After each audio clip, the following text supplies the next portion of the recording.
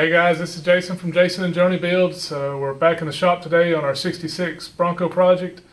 Today we've got to modify our door because they sent us the wrong one. So I'll tell you about it. You guys give us a thumbs up, subscribe, stay tuned. Here we go.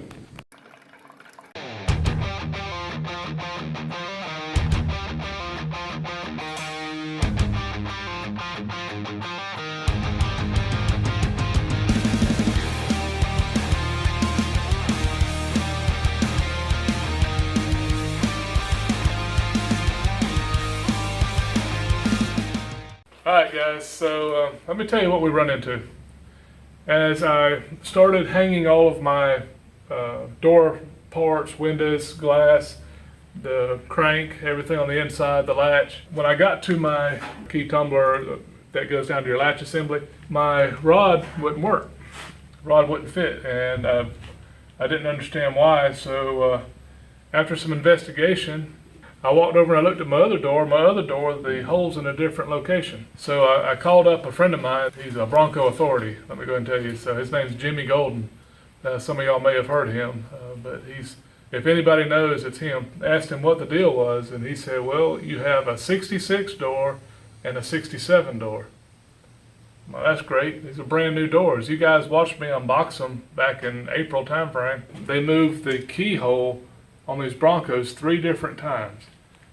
They started off in 66 where I have this gray outline. This would be a 66 location. This one up here, just above it, is a 67. And honestly, I don't remember when they changed it, if it was 68 or later, but actually the rest of them are all down here below the belt line. So I've had this door since April. I can't send it back. I've mounted stuff in it. It's got dings and, from hinges. So I have to fix it. My first thought was I had an old parts door out there. I cut the keyhole out of it.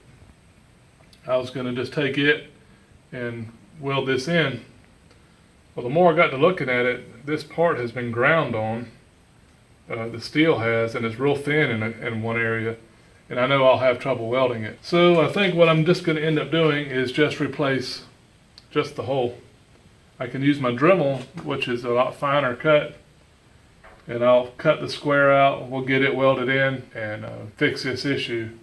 But this kind of sucks because it's a brand new part and you hate to cut it. Anyways, maybe this will help some of you guys. 66 hole, 67, and then beyond, wherever they're at. We will get the Dremel out, mark this, get it cut, and get it welded in. I believe I'm going to use my TIG welder. Maybe I can just keep from putting so much heat into it. So, all right, here we go.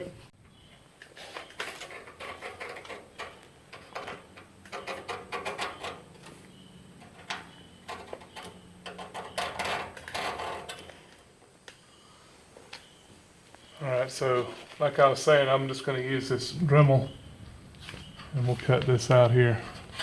If I put a big patch in here, you have the tang that holds this thing on. So the further I can stay away from this hole, the better. So we can get all of our pieces and parts back in it.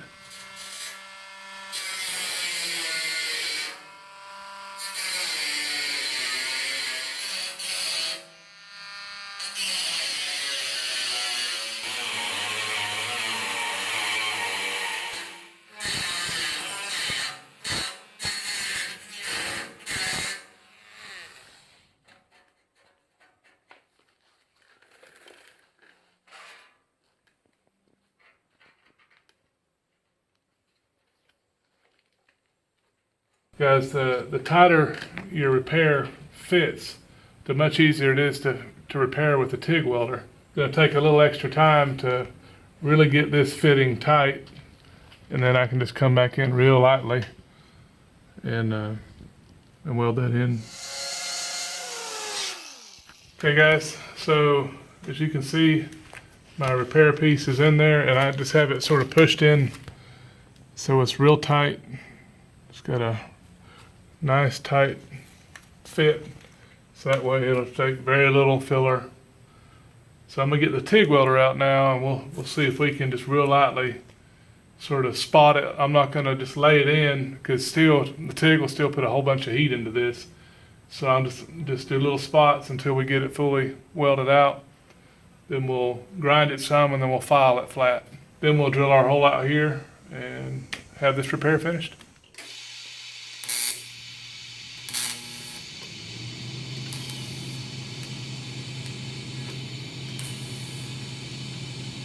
I'm going to show you real quick.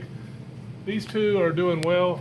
I told Joni just as soon as that one went in, I saw the metal pull in. So I've actually got to cut this upper one loose because the patch sunk.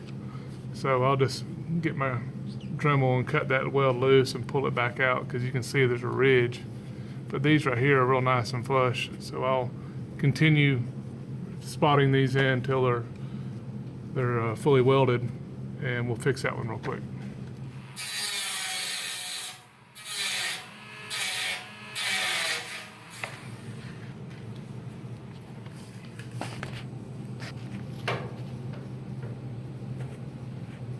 So what I use, guys, I've got a pair of these old channel lock pliers. They don't hit flush, so they're really good if you want to be able to reach in somewhere and put pressure on one spot. And so these are always really good for me leveling off little patches like that. So right now it's nice and smooth. So I can go back in and tack that out.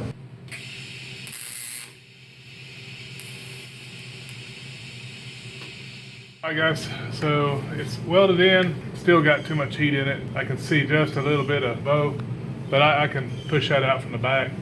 But I'm gonna go ahead and get it ground down, smoothed out, and then see how much we've got to pull it out. It's not much, but I don't know how well you can see it. Again, these are just spot welds with a MIG or with a TIG welder. I'm sorry. Usually, you know, they're laid in much prettier, but I was just trying to keep heat out. Okay guys, I don't know, let's see if Joni can get you a little bit of a shot there. What I'm gonna do is go in behind and kind of push this out just a little bit. And once I push it out, then I can finish grinding it. So I wanna make sure I show you everything.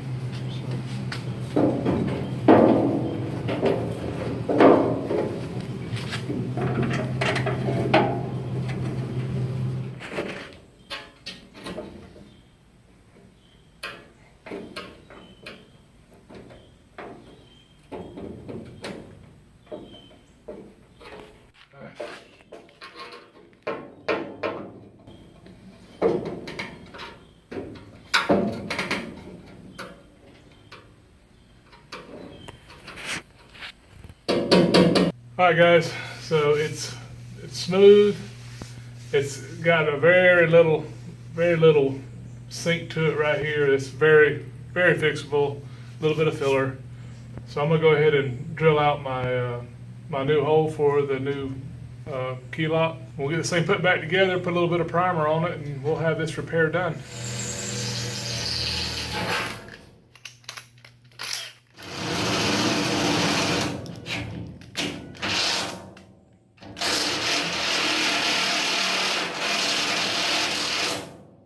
Guys, what I'm doing here is your lock set has got these square grooves at the top and the bottom. And the way this one goes, the wider slots at the top, so I had to turn this thing upside down.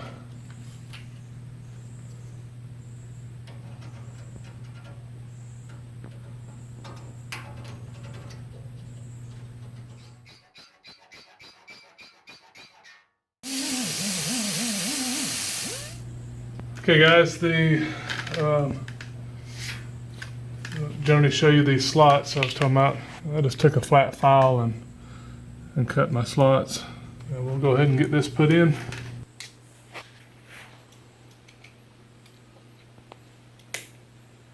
Alright guys, before I put this back together, I'm going to just put a little bit of sandable primer. It's basically the same stuff I use, just anytime I get some bare metal somewhere and I want to cover it up. This will come off, but it's just good for just spots.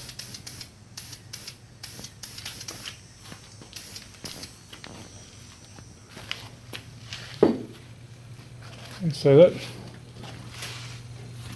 doesn't look half bad, and there's no filler on it. So, anyways, we'll let that dry real quick. We'll get it put back together. We'll show you the end result. Okay, I'm too impatient. I'm putting it together. It's still a little tacky, but again, it's just primer. So.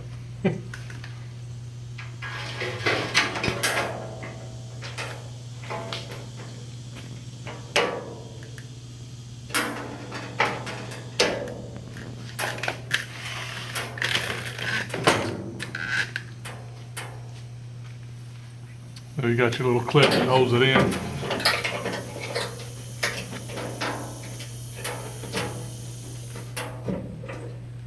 Just like that.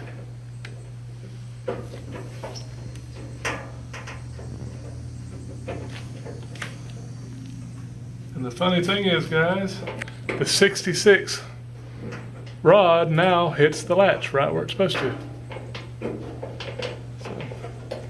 Kind of stinks to do this, but there. It's got a snap in there. You got to get it pushed in. All right, so we'll put the handle on and we'll be done. And of course, I marked it.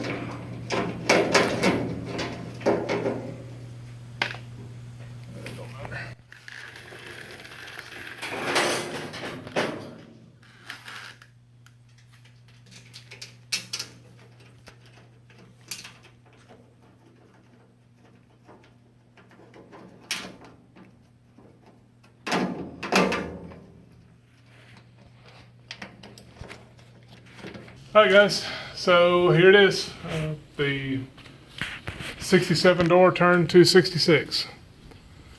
So again, please don't look at the final finish because it's not done. This is just all the rough work that we do. But it's there, and so if you ever run into this, first check your parts when they come in so you don't have to do this. But if you make the mistake I did, or if you get a donor door that you're trying to change from a 66 or to a 66, 67, this is how I would do it, and maybe this will help you too.